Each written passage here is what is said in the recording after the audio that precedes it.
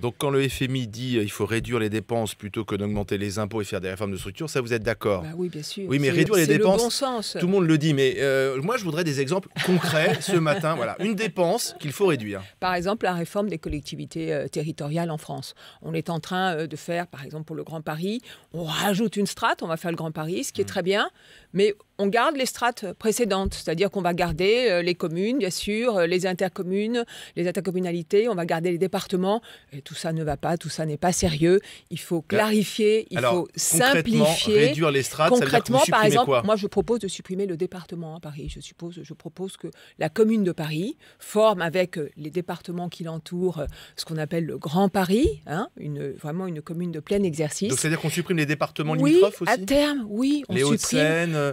C'est-à-dire qu'on supprime, on donne les compétences de ces départements, soit aux communes, soit à la structure du Grand Paris. Les départements, ça fait quoi? Ça fait essentiellement de la politique sociale.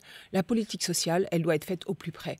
Et donc, on peut très bien imaginer, et ça vaut pour toute la France, que la politique sociale, elle puisse être accomplie par les communes, par les villes, par les métropoles et non plus par les départements. Voilà un exemple. Mais ça serait bien de supprimer des élus. Vous dites ça parce que Modem, vous n'avez pas beaucoup d'élus. Oui, c'est pas juste qu'on n'ait pas beaucoup d'élus avec près de 10% de voix à les élections présidentielles. C'est pas juste du tout. D'accord, vous auriez plus d'élus. Mais moi, j'essaye de réfléchir à l'intérêt. Vous ne diriez pas ça. J'essaye de réfléchir à l'intérêt général.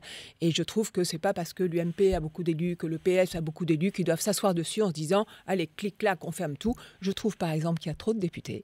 Je trouve qu'on devrait baisser drastiquement le nombre de députés, peut-être à 300 ou 350. Je trouve qu'il y a trop de sénateurs.